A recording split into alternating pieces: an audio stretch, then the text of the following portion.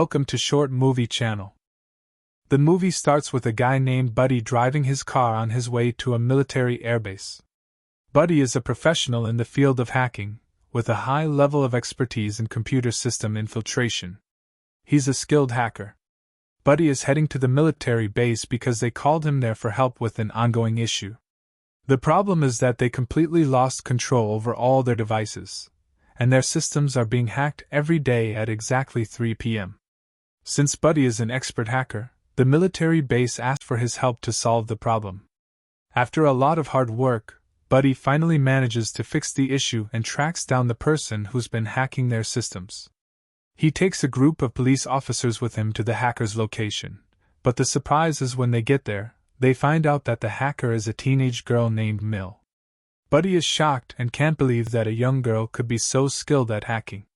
He tells her that he never expected there would be young girls working in hacking, and he thought he'd find spies instead, people who hack government systems. He then asks the soldiers with him to wait outside because he wants to talk to her alone.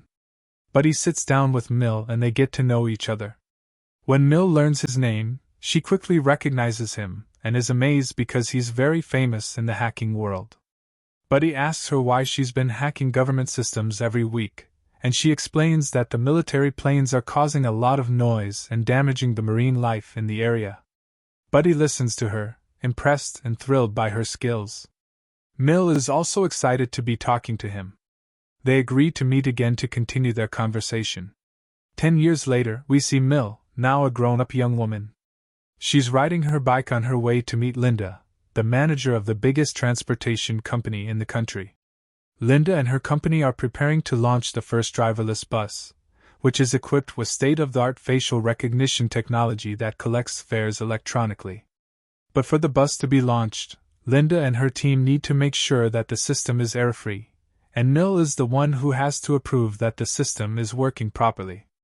Mill has reached this position after developing herself and working her way up, and now the company is waiting for her approval. Linda sends one of her employees to have Mill test the system. Mill enters the system, tests it, and makes sure it's working properly. While she's working, she gets a call from her close friend, Rachel, and they talk for a while. Mill tells Rachel that she met a handsome guy named Thomas, who asked her to come over to his house for their first date because he's a great cook and wants to cook for her. Mill is really excited about it. Rachel thinks it's weird and suggests it's not a good idea for a first date to be at his house, but Mill insists on going. While Mill is working on the system, she notices that someone has hacked into the company's system. Rachel tells her that she won't be able to meet Thomas now, but Mill says she'll send them a secret code to stop the hack so she can go meet Thomas, and then she'll come back to fix the issue. Mill sends the code, disables the hack, and shuts down the hacker's system. She leaves the devices and heads out to meet Thomas. They start getting to know each other, and Mill discovers that he's not actually a cook and that he lied to her. He had bought ready-made food instead of cooking, and she also notices that his eating habits are a bit off, which makes her uncomfortable. She regrets leaving her work to meet him and decides she wants to leave as soon as possible. She excuses herself, goes to the bathroom for a moment, and then comes out to tell him that she received a call and needs to leave. She returns feeling upset and continues training in boxing as she usually does until she gets a call from two friends, Jean and Yo. These two have high-level expertise in hacking, like Emile, and they call her to inform her that a company has made a deal to dump 4 tons of poison into a river. Because of this, the three of them agree to hack the company and teach them a lesson.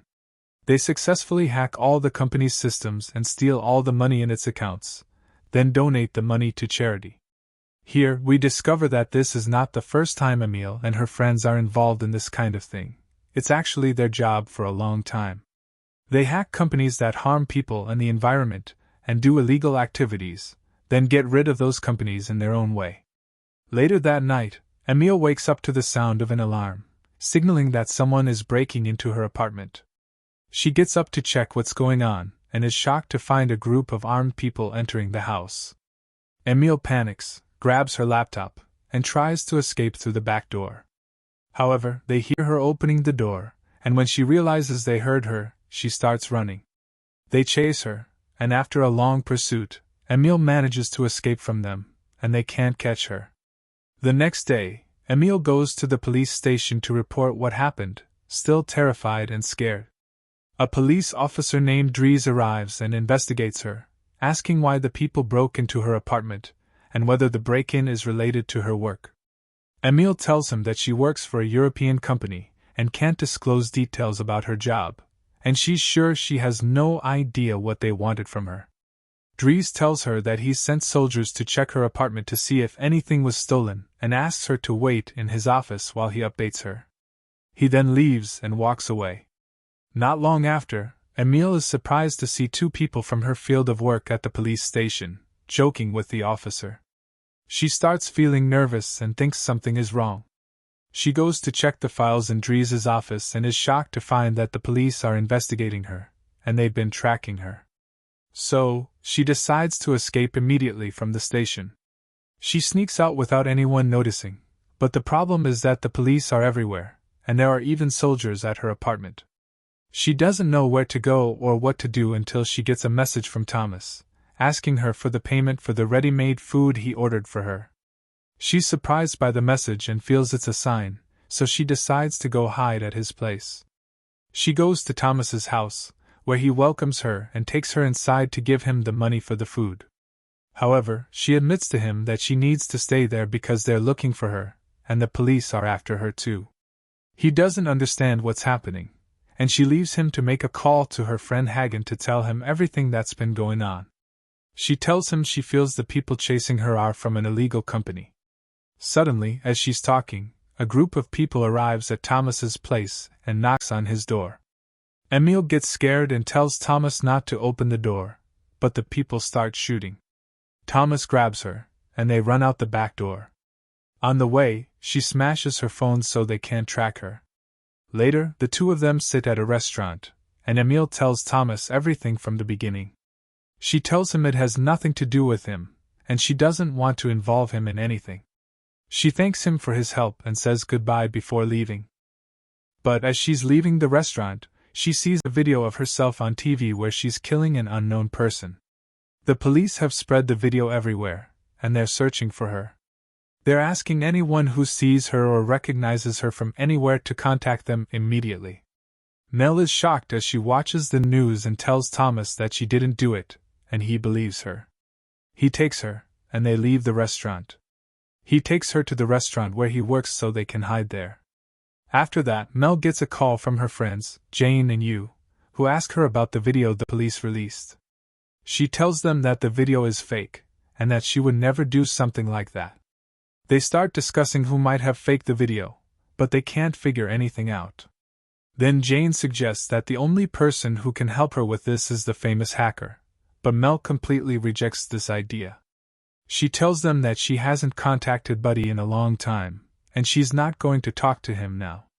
At the same time, Officer Dries is questioning the manager, Linda, trying to get information about Mel because Dries is the one investigating the case of the unknown person in the video. Linda tells him that she doesn't know Mel personally, and that Mel used to work on the operating systems for her company, but now she's working with a Chinese company called Xiaomi, which is currently managing their systems. Linda embarrasses Dries and tells him that she has an important meeting, so he has to leave. At that moment, Thomas receives a call from someone named Rogers, who tells him that he knows what he did. Rogers asks for the phone to speak to Mel, and Thomas gives the phone to Mel.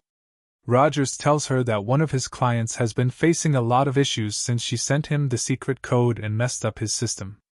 She asks him if he's the one who faked the video that went viral. He admits that he's the one who did it, and that by the time the police find out the video is fake, her life will already be ruined. He offers her a deal. If she sends him the decryption code, he'll help her make the video disappear as quickly as it appeared. He warns her that they'll force her to decrypt it no matter what, and it's better for her to cooperate instead of them making her do it in ways she won't like. Mel doesn't know what to do, so she breaks Thomas's phone, grabs him, and runs away from the place. Once they get away, Thomas tells her to give him the code and get herself out of all these problems. Mel tells him that if they get the code, they'll get rid of them immediately, and as long as they don't have the code, they won't be able to kill them, She says she won't give them the code and won't do anything about it until she proves her innocence and shows that the video is fake. To do that, she needs help from the big hacker, Buddy. At the same time, Dries is talking to his colleague, the investigator, and tells her that he feels the video isn't real because he sat and talked to Mel, and it's impossible for the person he was talking to be a killer. The investigator tells him that several sources have verified the video and said it's not fake.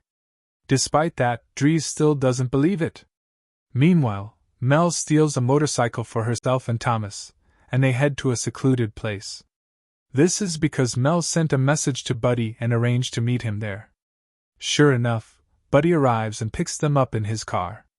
They start talking, and Mel tells him everything that happened and about her conversation with Rogers. Buddy tells her that he's seen the video, and while the video is fake, it was done in a way that makes it perfect.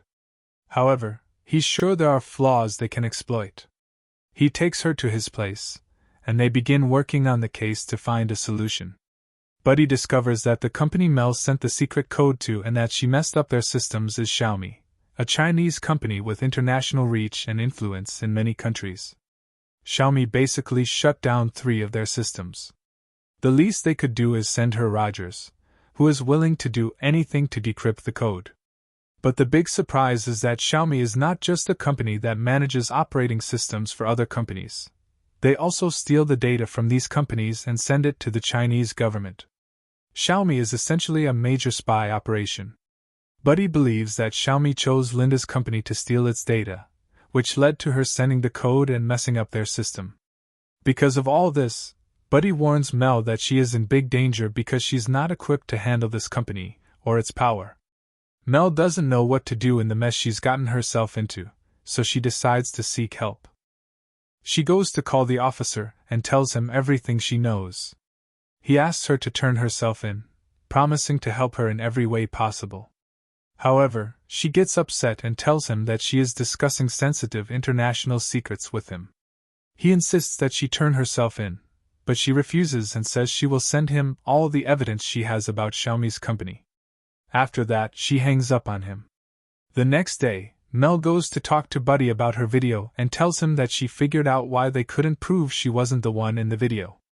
She explains that the first time she met Linda on the bus, she had a scan of her face done in the bus, and they probably used this scan to falsify the video professionally.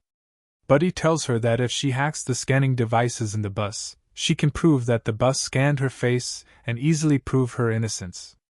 Mel decides to return to Linda's company to hack into the bus system and prove her innocence. However, as she's leaving the premises, Buddy sees on the cameras that Rogers and his men are breaking into the place. He tells Mel and Thomas to leave through the back door while he delays them. Rogers breaks into the place and asks Buddy about Mel, but Buddy keeps stalling until Rogers shoots and kills him. Mel and Thomas watch the whole thing from afar, deeply affected by Buddy's death, especially Mel, who saw him as a mentor and role model, and had cared for him deeply. However, there's nothing she can do, so she and Thomas quickly escape the scene. At the same time, Dries goes to interrogate Linda again, this time asking her about her partners, particularly Xiaomi's company. Linda gets nervous when he brings up Xiaomi and refuses to answer the questions. She tells him to leave all his questions with the legal department, and they'll get back to him with the answers. She excuses herself and leaves. Linda calls a Xiaomi official and tells him everything that's happened, also telling him that she doesn't want daily problems with the police.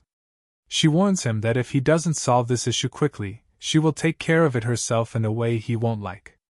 Rogers then intervenes in the call, threatening Linda directly, telling her that if she threatens any company official again, her company will lose a lot, and she'll be harmed in ways no one can imagine. Linda apologizes and hangs up, terrified. At that time, Thomas talks to Mel, telling her that he won't let her return to Linda's company again and let her die. He reveals that he called the police because they are the ones who will solve this issue and prove her innocence. Mel gets angry and grabs her bag, quickly running away. At the same time, the police arrive and arrest Thomas. They immediately start looking for Mel in the area, but she manages to escape and heads to Linda's company. This day marks the launch of the first autonomous driving bus, and Linda gathers all employees and investors to celebrate the launch. Mel takes advantage of the celebration to sneak into the company and hack the system to prove the bus scanned her face. She manages to hack into the system, but just before she finds her face scan, Roger shows up, raises his gun at her, and orders her to unlock the code she created, or he'll kill her. At first, Mel runs and pretends to unlock the code until he lowers the gun, at which point she runs away and tries to escape. Rogers begins to chase her, and at the same time, Linda takes all the investors on the bus to be the first to try it out. Eventually, Rogers catches Mel, and they fight, hitting each other until the police arrive at the scene. Mel surrenders herself to the police, but Rogers tries to escape and shoots at the company's operating systems to prevent the police from discovering what the Chinese company is up to. In the end, the police manage to capture him, but the surprise comes when the bus, with Linda and the investors on board, begins to go out of control due to the bullet Rogers fired, which damaged the system. When Mel learns this, she asks the police to let her go so she can rescue the bus and its passengers. They allow her to do so, and she contacts Jean and Yo, informing them of what's happening and asking for their help to stop the bus and save the people on board. They manage to stop the bus just moments before it would have plunged into the river.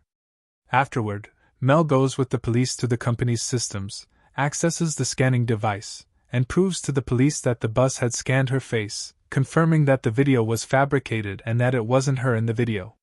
This way, Mel manages to save herself and prove her innocence. A few days later, we see Mel sitting with Thomas, her boyfriend, and they are both shocked to receive a message from Buddy.